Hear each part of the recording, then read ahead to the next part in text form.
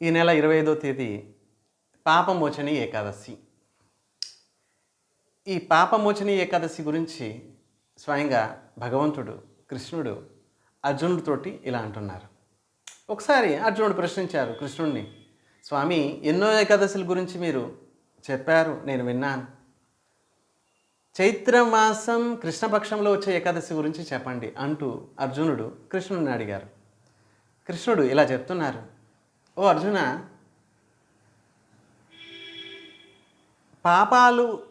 పాపాలన్నింటినీ నశింపచేసేది పాపమోచని ఏకాదశి. పాపమోచని, పాపాల నుండి మోచన, ముక్తిని కలిగించేదే పాపమోచని ఏకాదశి. ఎవరైతే భక్తి శ్రద్ధలతోటి ఈ పాపమోచని ఏకాదశి రోజు వ్రతం చేస్తారో, ఉపవాసం ఉంటారో, వారికి వారు చేసుకున్న ఈ జన్మ పాపాలు, పూర్వజన్మ పాపాలు అన్నీ నశించి భక్తి కలిగి భగవంతుని ధామానికి చేరుతారు అంటూ కృష్ణుడు ఈ పాపమోచని ఏకాదశి ఇతిహాసం గురించి చెప్తున్నారు. ఓ అర్జున, పూర్వము సూర్యవంశంలో మాందాత అనే ఒక గొప్ప మహారాజు ఉండేవారు. ఆయన కూడా ఒకసారి వనంలో విహరిస్తూ లోమశ ఋషి ఆశ్రమానికి వెళ్ళారు. లోమశ ఋషిని కూడా ఇదే ప్రశ్నించారు. స్వామి, మనుషులు సహజంగా పాపవృత్తిని కలిగి ఉంటారు, పాపాలు చేస్తూ ఉంటారు. ఈ పాపాల నుండి బయటపడటం ఎలా అంటూ ప్రశ్నిస్తారు. అప్పుడు లోమశ ఋషి అంటారు, మహారాజా, జనులు సహజంగానే పాపవృత్తి కలిగి ఉంటారు. అత్యంత దుర్లభమైంది ఈ మానవ శరీరం. ఈ చైత్రమాసంలో కృష్ణపక్షంలో వచ్చే ఏకాదశి పాపమోచని ఏకాదశి కనుక పాపాల నుండి విముక్తి కలిగి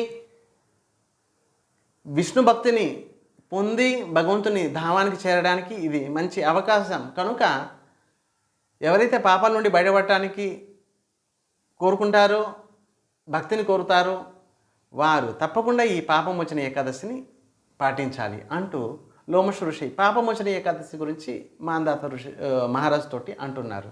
మహారాజన్, పూర్వము చైత్రరథం అనే గొప్ప వనం ఉండేది. ఎంత అద్భుతమైన వనం అంటే దేవతలు కూడా వచ్చి విహరించేవారు. ఆ వనంలో చవన ఋషి యొక్క కుమారుడు మేధావి అనే ఋషి తపస్సు చేస్తున్నారు. గొప్ప శివభక్తుడు, అద్భుతమైన తపస్సు చేస్తున్నారు. ఆ సమయంలో మంజుఘోష అనే అప్సరస స్వర్గం నుంచి ఆ వనానికి విహరించడానికి వచ్చింది. ఎప్పుడైతే ఈ ఋషిని చూసింది, ఋషిని ఆకర్షించడానికి నృత్యం చేసింది. అలాగే ఋషి కూడా ఆవిడ యొక్క నృత్యం వలన ఆకర్షింపబడి ఇద్దరు ఒకరినొకరును ఆకర్షించి ఇద్దరు కూడా విహరించారు. ఎంతో కాలం గడిచిపోయింది. ఒకసారి మంజుఘోష అప్సరస ఆ యొక్క మేధావి ఋషితోటి అంటుంది, స్వామి, మనిద్దరం విహరిస్తూ ఎంతో కాలం గడిచిపోయింది. అప్పుడు మేధావి ఋషి అంటారు, ఎంతో కాలం గడిచిపోయిందా? లేదు లేదు, నిన్న సాయంత్రం వచ్చావు, ఈరోజు ఉదయం ఇంకా కాలేదు అని అంటారు. ఇంకా చాలా కొంతకాలం ఇంకా గడిచిపోతుంది. ఇంకా కొంతకాలం తర్వాత మళ్ళీ మంజుఘోష అప్సరస మేధావి ఋషితోటి అంటుంది, స్వామి, ఎంతో కాలం గడిచిపోయింది, నేను స్వర్గానికి వెళ్ళిపోవాలి అని అంటుంది. అప్పుడు మేధావికి తన యొక్క బాహ్య స్పర్శ వస్తుంది. అరేరే, ఎంతో ఘోరం జరిగిపోయింది, నేను గొప్ప శివభక్తుడిని, ఎంతో తపస్సు చేస్తున్నాను, నా యొక్క తపస్సుని అంతా పక్కన పెట్టి ఈ అప్సరస యొక్క మాయలో పడిపోయాను అంటూ కోపం వచ్చేస్తుంది మేధావి ఋషికి. కోపంలో మంజుఘోష అప్సరసను శపిస్తారు. ఓయ్, నీ వల్లనే నా తపస్య అంతా నష్టమైపోయింది, నువ్వు పిశాచిని అయిపో అంటూ శపిస్తారు. అప్పుడు మంజుఘోష అప్సరస మేధావి ఋషి పాదాల మీద పడుతుంది. స్వామి, నిజానికి ఈ వనానికి విహరించడానికి వచ్చాను, మీరు తపస్సు చేయడానికి వచ్చారు. ఏదో విధంగా ఇద్దరం ఒకరి పట్ల ఒకరు ఆకర్షింపబడి ఇద్దరం కూడా విహరించాము. కనుక దయచేసి ఈ పిశాచిని యోని నుండి నన్ను బయటపెట్టండి, నన్ను స్వర్గానికి వెళ్ళేటట్లుగా చేయండి అంటూ ప్రార్థిస్తుంది. అప్పుడు మేధావి ఋషి అంటారు, సరే, చైత్రమాసం కృష్ణపక్షంలో వచ్చే ఏకాదశి పాపమోచని ఏకాదశి, నీ పాపాలన్నీ పోయి నీకు మునుపటి శరీరం అప్సరస శరీరం వస్తుంది, మళ్ళీ స్వర్గానికి వెళ్ళొచ్చు అని అంటారు. సరే, అక్కడ నుంచి మేధావి ఋషి వెళ్ళిపోతారు తన నాన్నగారి దగ్గరికి, చవన ఋషి దగ్గరికి. నాన్నగారు ఇలా తపస్సు చేయడానికి వెళ్ళాను, మంజుఘోష అప్సరస పట్ల ఆకర్షింపబడి నా తపస్సు అంతా నష్టమైపోయింది, ఇప్పుడు ఏం చేయాలి? అప్పుడు చవన ఋషి కూడా ఇదే మాట అంటారు. చైత్రమాసం కృష్ణపక్షంలో వచ్చే ఏకాదశి పాపమోచన ఏకాదశి. ఆ యొక్క ఏకాదశి రోజు నువ్వు ఉపవాసం ఉంటే, ఆ ఏకాదశిని భక్తి శ్రద్ధలతో పాటిస్తే తప్పకుండా నీ పాపాలు పోయి నువ్వు మళ్ళీ తపస్సు చేయడానికి నీ మనసు నిలకడగా ఉంటుంది, స్థిరంగా ఉంటుంది అంటారు చవన ఋషి. ఈ ఏకాదశి పాపమోచన ఏకాదశి అండి. పాపం నుండి మోచనం, ముక్తి లభిస్తుంది. ఈ సహజంగా మనుషులు పాపవృత్తిని కలిగి ఉంటారు. ఈ జన్మలో పాపాలు కానీ పూర్వజన్మలో పాపాలు కానీ అన్ని పాపాలు పోయి భగవంతుని విష్ణు భక్తి లభిస్తుంది ఏకాదశి వ్రతం వలన.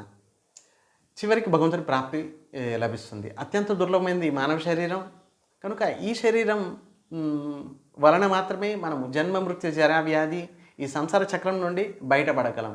ఈ యొక్క శరీరమే సాధనము. విష్ణు భక్తే చివరికి జనులకు లక్ష్యము. ఈ విధంగా పాపమోచన ఏకాదశి గురించి మాందాత ప్రశ్నించారు లోమశ ఋషిని. ఆ లోమశ ఋషి గతంలో జరిగిన ఈ యొక్క మేధావి అప్సరస మంజుఘోష అప్సరసల విషయం గురించి చెప్పారు.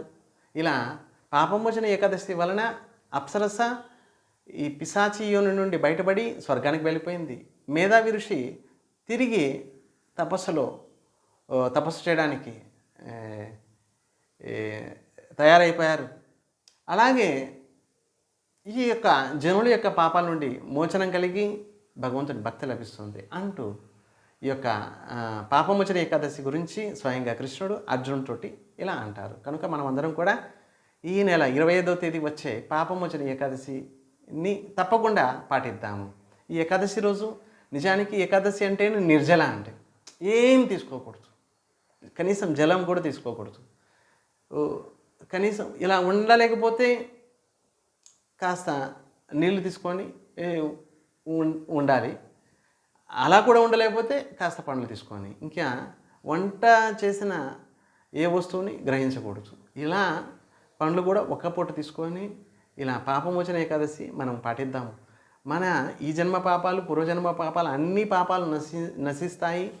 తిరిగి కృష్ణ భక్తి లభిస్తుంది. మనకి కృష్ణ భక్తి వలన కృష్ణ ప్రాప్తి కలుగుతుంది. కనుక తప్పకుండా ఈ నెల 25వ తేదీ వచ్చే ఏకాదశి పాపమోచని ఏకాదశి, చైత్రమాసం కృష్ణపక్షంలో వచ్చే ఏకాదశి పాపమోచని ఏకాదశి.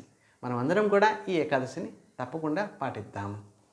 ఏకాదశి రోజు హరినామ సంకీర్తన, హరినామం జపించడం, ప్రతిరోజు 16 మాలలు జపిస్తుంటాం. కానీ ఏకాదశి రోజు తప్పకుండా ఎక్కువ నామాల్ని జపిద్దాము, ఎంత ఎక్కువగా చేయగలిగితే. అలాగే ఏకాదశి రోజు జాగరణ యొక్క మహాత్మ అమోఘం.